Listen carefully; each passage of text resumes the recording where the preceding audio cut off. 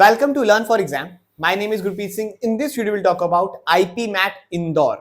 So IP MAT बहुत सारे होते हैं. IP MAT is there for Rohtak और जिप मैट, ऐसे बहुत सारे एग्जाम्स हैं. उसमें से IP MAT इंदौर के आज हम पेपर पैटर्न के बारे में बात करने वाले हैं. उसकी कट ऑफ क्या रहती है, उसका पूरा डिटेल्ड सिलेबस और ब्लूप्रिंट, कौन से चैप्टर से कितने क्वेश्चंस आ जाते हैं, इन सभी चीजों के बारे में बात करेंगे. तो वीडियो को कहीं भी स्किप मत करिएगा.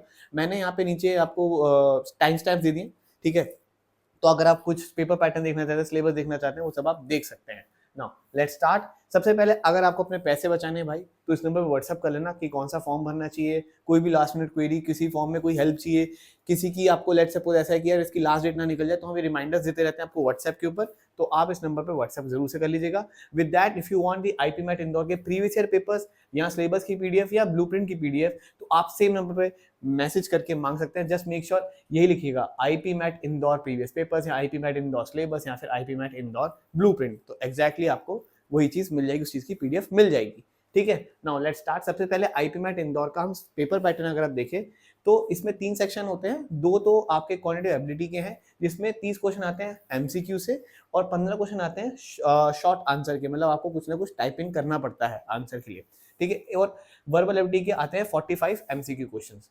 टाइम ड्यूरेशन अगर आप देखेंगे तो तीनों में ही सेक्शनल वाइज टाइम मिलता है. आप क्लब नहीं कर सकते टाइम को. टोटल टाइम होता है 120 minutes which is 2 hours, but sectional time रहता है 40 मिनट्स 40 मिनट्स 40 मिनट्स. तो हर एक सेक्शन में आपको 40 मिनट्स देने ही पड़ते हैं. Now apart from that marking की आप देखेंगे तो मार्किंग में क्या है, करेक्ट आंसर के लिए +4 एंड अगर आप शॉर्ट आंसर टाइप को भी सही करेंगे तो उसके लिए +4. बट इनकरेक्ट करने पे एमसीक्यू में तो -1 होगा, बट शॉर्ट आंसर में 0 ही रहता है. कोई इनकरेक्ट करने पे कोई आपका मार्क्स डिडक्ट नहीं होगा, किसी भी तरीके की नेगेटिव मार्किंग नहीं है अगर आप शॉर्ट आंसर टाइप में कोई गलती करते हैं इन दैट केस. तो 101% अगर आप ये 15 क्वेश्चन देख रहे हैं तो भैया कुछ ना कुछ तो करके आओ आंसर, क्योंकि यहाँ पर आपके नेगेटिव नहीं होंगे और वो 40 मिनट में आप कुछ भी नहीं कर सकते. तो टाइप जरूर करना, सारे क्वेश्चन अटेम्प्ट करने की बात यहाँ पे सेंस बनती है. Okay. Now moving ahead, we have IPMAT Indore का सिलेबस. सबसे पहले मैंने यहाँ पे मेजर टॉपिक्स लिख दिए, उसके अंदर सब टॉपिक्स लिखे हुए हैं. अगर आप देखें तो नंबर सिस्टम के अंदर क्या क्या आता है, रिमाइंडर थ्योरम्स आती हैं, जैसे कि विल्सन की थ्योरम होगी, फॉर्मेट की थ्योरम होगी, एचसीएफ एलसीएम होता है, प्रॉपर्टीज ऑफ नंबर होता है, नंबर सिस्टम की properties, unit digit, search, indices, successive division, divisibility, simplification, कि मतलब 3, 7, 21 ऐसे किससे डिविजिबल हो सकते हैं, वो सारी चीजें अगर आप पढ़ चुके हो या पढ़ने वाले हो तो आपको ये मेरी बातें रिलेटेबल लगेंगी. अगर नहीं लग रही तो कोई बात नहीं, अभी आपने जर्नी स्टार्ट करनी है. धीरे धीरे मेरी सारी बातों को आप समझ जाओगे, सो टेंशन मत लेना. ठीक है. Concept of factor. Then algebra अगर आप देखें तो algebraic formulas, linear equations, inequalities, quadratic equations and logarithms and function and graphs. सबसे इंपॉर्टेंट चैप्टर जो रहेंगे इसमें लॉगरिथम्स के क्वेश्चंस आते हैं, क्वाड्रेटिक इक्वेशन से क्वेश्चंस आते ही आते हैं. तो ये दोनों चैप्टर्स आप अच्छे से पढ़िएगा, इससे क्वेश्चन आएंगे. Then we have geometry. Geometry के अंदर आप देखो तो बेसिक्स ऑफ ज्योमेट्री, और इसके अंदर जो इंपॉर्टेंट रहता है वो रहता है triangles.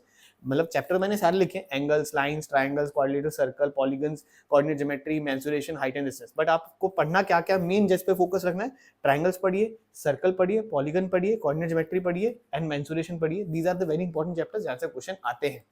Then we have arithmetic problems. Arithmetic में आता है आपका रेशियो पोर्शन परसेंटेज वाला चैप्टर, जैसे कि टाइम एंड वर्क हो गया, एवरेजेस हो गया, प्रॉब्लम ऑन एज हो गया, परसेंटेज हो गया, पार्टनरशिप हो गया, profit and loss, discount, ratio proportion, simple interest, compound interest, mixture allegation, time speed distance, boards and streams.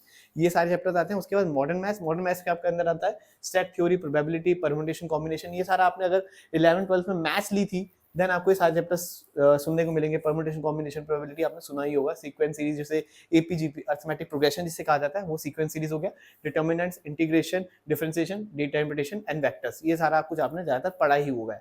ठीक है. नाउ अगर हम बात करें वर्बल एबिलिटी या फिर जो वर्बल वाला सेक्शन है इसके अंदर 45 क्वेश्चंस आ रहे हैं, उसका अगर आप सिलेबस देखेंगे तो वोकैबुलरी के अंदर synonyms, antonyms, spelling errors, idioms and phrases, one word substitution, odd one out, form words, word usage. Then we have grammar. Grammar के अंदर आपका नाउन, प्रोनाउन, मतलब आप ऐसे कह लीजिए ग्रामर के अंदर जितना भी सब कुछ आ सकता है वो सब कुछ आता है, बट इसका लेवल बहुत इजी होता है. ऐसा नहीं कि भाई बिल्कुल ही टफ क्वेश्चंस आ रहे हैं. So if you are good in speaking English और you can read English very easily, अगर आप न्यूज़पेपर डेली पढ़ रहे हैं, अगर आप कन्वर्स इंग्लिश में करते हैं अपने स्कूल में, अगर आप सब दोस्तों से बात कर सकते हैं, then definitely you can solve this grammar part. ये इतना टफ नहीं लगने वाला है आपको, क्योंकि यहाँ पे डायरेक्टली रूल्स नहीं पूछे जाते हैं, एरर्स पूछे जाते हैं ज्यादातर, ये क्या चीज का नाउन है तो वो पूछा जाता है, वो आप इजीली फाइंड आउट कर लोगे, स्कोरिंग होता है ये सब चीजें। prepositions, verb, adverb, conjunctions, direct indirect speech, figures of speech, phrasal verbs, tenses, etymology, roots, articles, active voice, passive voice, deductive reasoning and subject verb agreement। ये सारा टॉपिक ग्रामर का है। Then we have verbal ability, जिसके अंदर error spotting, fill in the blanks, sentence completion, sentence और correction भी होता है, सेंटेंस इंप्रूवमेंट भी है, पैरा जंबल्स भी है और पैरा समरी भी आ सकता है और एनालॉजीज भी आती हैं। ये भी वर्बल एबिलिटी का पार्ट है। इसके बाद रीडिंग कॉम्प्रिहेंशन होती है। रीडिंग कॉम्प्रिहेंशन मतलब अनसीन पैसेज, शायद आपने जो स्कूल में सुना हो, कईयों के स्कूल में अनसीन पैसेज करके आता है, कईयों के स्कूल में रीडिंग कॉम्प्रिहेंशन के तरीके से आता है। ठीक है, तो ये आता है जिसके अंदर सिनोनिम एंटोनिम्स के क्वेश्चन आ जाते हैं, वर्ड मीनिंग पूछे जाते हैं पैसेजेस के, या फिर इन्फ्रेंस बेस्ड क्वेश्चंस आ जाते हैं, या फिर असम्पशन बेस्ड क्वेश्चंस आ जाते हैं, जो कि critical reasoning kind of part हो जाते हैं। बट यहाँ पर आपको लेवल थोड़ा इजी ही दिखने वाला है। ठीक है, मैंने खुद से एग्जाम्स दिए हैं, कैट वाला दिया है, तो मुझे पता है कि इसमें ये जो आएगा इसका थोड़ा लेवल कम ही रहने वाला है। तो अगर आप थोड़ा सा भी दिमाग से पढ़ेंगे तो डेफिनेटली आप कर लोगे, so don't worry for that. Now moving ahead with the blueprint. अब भाई हर एक सेक्शन में कितने क्वेश्चन कहाँ कहाँ से आते हैं, तो मैंने एक रफ ब्लूप्रिंट बनाया बहुत सारे पिछले पेपर्स को एनालाइज करने के बाद। ठीक है, इसमें बहुत टाइम जाता है। Number, fractions, remainders, HCF, LCM से एक ही क्वेश्चन आता है। ठीक है, अगर आप देखो ये 15 क्वेश्चन वाला जो सेक्शन था मैंने उसका लिया है। Arithmetic, percentages, profit and loss, ये रेशियो एवरेजेस से 3 क्वेश्चन आते हैं। ज्योमेट्री, ट्रिग्नोमेट्री, कोऑर्डिनेट, कॉनिक्स से 3 क्वेश्चन आते हैं। ये कौन वाला चीज है, कॉनिक्स को अगर देख रहे हैं आप। लॉग्स, सर्ट्स, इंडाइसेस से आपको 1 question. Linear quadratic equations, inequality से 3 question. Function graph, progression, binomial theorem से 1 क्वेश्चन। डिटर्मिनेंट से 1 क्वेश्चन। स्टैटिक्स, मीडियन से 3 क्वेश्चन। तो अगर आप देखो जो मैंने पीछे आपको चैप्टर्स बताए ना, जो इंपॉर्टेंट है, वहीं से क्वेश्चन आपको दिख रहे हैं।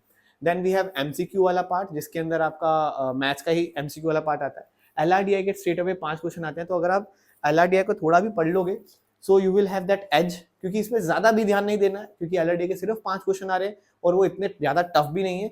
बट अगर आप 5 क्वेश्चन छोड़ दोगे तो यार आप बहुत बड़ा मार्जिन लूज कर रहे हो, और इजी क्वेश्चन होते हैं, थोड़ा सा भी टाइम दोगे अगर आप डेली की एलआर को 1 घंटा भी दे रहे हैं, it's more than enough from my point of view, जितना मैंने पेपर्स को एनालाइज किया है। Then we have numbers, fractions, remainders, HCF, LCM, again 1 से 2 क्वेश्चन। अर्थमेटिक मतलब सारे चैप्टर्स मैंने सेम ही लिखे हुए हैं।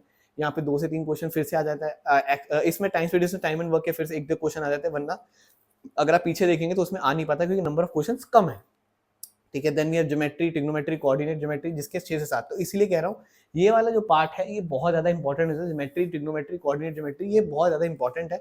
इसको आप जरूर से पढ़िएगा। 6 से 7 क्वेश्चन यहाँ पे, 3 क्वेश्चन में 10 क्वेश्चन तो यहीं से आ रहे हैं। लॉग्स के 2 से 3 यहाँ आ गए, लीनियर इक्वेशन, क्वाड्रेटिक इक्वेशंस के 2 से 3 आ गए, फंक्शन ग्राफ प्रोग्रेशन के 2 से 3 आ गए, सेट थ्योरी, प्रोबेबिलिटी, पीएनसी के 2 से 3 आ गए, मैट्रिक्स एंड डिटर्मिनेंट्स का 1 क्वेश्चन। तो अगर आप देखो 12th वाली जो मैथ्स होगी ना, वो इतनी ज्यादा वेटेज नहीं रखती है इसके अंदर, मतलब आती है, लेवल भी वही होगा, बट उसके चैप्टर्स जो होंगे 12th वाले वो उनके इंपॉर्टेंट देखिए। मैट्रिक्स एंड डिटर्मिनेंट्स हमें आपको पता है 12th में आ रहा है, 11th में आ रहा है, बट उसके एक क्वेश्चन आ रहा है। तो बाकी सारा जो होता है वो 10th तक बहुत सारे बच्चों ने पढ़ा होता है, मैक्सिमम बच्चों ने पढ़ लिया होता है ये सारे टॉपिक्स। तो वो करने के मतलब ऐसा है कि थोड़ा इक्वल रखा गया है, कि पेपर थोड़ा ऐसा ना लगे किसी ने 11th-12th का मैथ्स नहीं पढ़ा तो उसको पेपर नहीं कर पाए, तो वो आपको फील आएगी। ठीक है ना, आगे बढ़े अगर हम देखें तो ये वर्बल एबिलिटी का सेक्शन है। वर्बल एबिलिटी के अंदर रीडिंग कॉम्प्रिहेंशन के आते हैं 12 क्वेश्चन स्ट्रेट अवे। तो रीडिंग कॉम्प्रिहेंशन आपको करना बहुत ज्यादा जरूरी है, it's very very very important. Then we have fill in the blanks वाले क्वेश्चन 4 से 5, आइडियम एंड फ्रेजेस 8। इसकी हमारे पास पूरी पीडीएफ मैं तैयार करूंगा। If you want that PDF please let me know in the comment section. अगर हमें अच्छे कमेंट मिले तो definitely I will create a PDF for this. Idioms and phrases की पूरी एक पीडीएफ बना दूंगा। सेम नंबर पे व्हाट्सएप करके मांगोगे तो मिल जाएगी आपको। ठीक है, बट मुझे एक बार नीचे कमेंट में पता चले। पैरा कंप्लीशन के आपको मिलेंगे 5 से 6 क्वेश्चन। करेक्ट दी अंडरलाइन पार्ट, जो कि मैंने बोला कि बहुत अगर आप रीडिंग कर रहे हैं then you can do this questions like easily. ठीक है, 5 से 6 क्वेश्चन। पैरा जंबल जो कि टीटा बेस्ड रहते हैं। टाइप इन दी आंसर मतलब टीटा मतलब टाइप इन दी आंसर, ये भी आपका पूरा लिखना पड़ता है कि पहला कौन सा है, दूसरा कौन सा है, तीसरा कौन सा है, चौथा कौन सा है, ऐसे 1 2 3 4 5 आपको सीक्वेंस लिखनी होती है। देन ये इनकरेक्ट वर्ड का यूसेज कहाँ हुआ है उसके 5 क्वेश्चन। तो इस तरीके से आपके 45 क्वेश्चन बन जाते हैं। Then we have cut offs. Cut offs पे आते हैं। याद रखिए ये सारी पिछले साल की कट ऑफ है, और जब तक आईपी मैट इतना पॉपुलर नहीं था, शायद अब आप जब एग्जाम देने वाले हैं तो और कट ऑफ थोड़ी हाई हो सकती है। ठीक है, ये 2021 की कट ऑफ है। अगर आप देखो कि जनरल की कट ऑफ इसकी ओवरऑल थी 107, एनसीओबीसी की 61, एसटी की 30, एससी की 39, ईडब्ल्यूएस की 70, एनपीडब्ल्यूडी की 31। ये सेक्शन यहाँ पे लिखी हुई हैं। ठीक है, देन उसके बाद 22 में देखिए 175 जंप देखिए कितनी ज्यादा बड़ी आई है, 99, 123, then we 62, 52 and 46। Then next year थोड़ी सेम रही, 176, 108, 128, 88, 52, 52। देन अगर हम बात करें 2024 की जो भी रिसेंटली गया, उसमें आपकी 189, 102, 76, 61, 130 एंड 90 ईडब्ल्यूएस सेक्शन की भी अब कट ऑफ काफी हद तक बढ़ती चली जा रही है, क्योंकि बहुत सारे बच्चों के पास है ईडब्ल्यूएस कैटेगरी, इस वजह से यहाँ पर भी कट ऑफ बढ़ गई है, वरना इसकी कट ऑफ पहले नीचे हुआ करती थी। अब अगर हम बात करें 2025 की, तो ये कट ऑफ मुझे लगता है कि इसी के आसपास होगी, 190 के आसपास जाएगी, क्योंकि अगर आप देखो पास्ट ट्रेंड में पहले भी 2 साल बीच में सेम रही थी, मुझे लगता है इस बार भी ये थोड़ी आसपास रहेगी 190 के आसपास, बाकी तो पेपर देने के बाद ही पता चलेगा। अच्छा, हमारा एक व्हाट्सएप का चैनल भी है जहाँ पे हम सारी अपडेट देते रहते हैं किस कॉलेज का फॉर्म खुल गया, बिकॉज बहुत सारे फॉर्म्स हैं एंड सभी आपको नहीं पता है। अपने पेरेंट्स को जरूर से बताइएगा हमारे चैनल के बारे में, सब्सक्राइब करवा दीजिएगा, सो दैट कि जब भी हम कोई नई वीडियो डालें वो इन चैनल्स को, इन वीडियोस को जरूर देख पाए, क्योंकि आप अपने बोर्ड्स में बिजी हैं एंड आपके पास टाइम नहीं है हर एक कॉलेज के हर एक एग्जाम के बारे में नजर रखने का। आई नो अभी बहुत ज्यादा एग्जाम है, शायद आगे जाके ये एक यूनिवर्सल एग्जाम बन जाए तो ज्यादा बढ़िया रहेगा, बट अभी के लिए सिचुएशन ऐसी है कि आपको जिस भी कॉलेज में एडमिशन चाहिए उसका एग्जाम देना पड़ता है, which is not a great thing, but यही सिचुएशन है, क्या कर सकते हैं। तो प्लीज मेक श्योर अपने पेरेंट्स को जरूर से बताइएगा कि भैया इन एग्जाम्स में आपको नजर रखनी है, जब भी इसका फॉर्म है आपको हेल्प करनी है। अगर हेल्प चाहिए तो हम एक्सपर्ट हैं, 6-7 साल से मैं हूँ इस फील्ड में, सो आपको कोई भी फॉर्म भरने में कोई भी दिक्कत आ रही है, आपको हमें व्हाट्सअप करना है, ठीक है। So that's it, thank you very much, have a lovely awesome day ahead.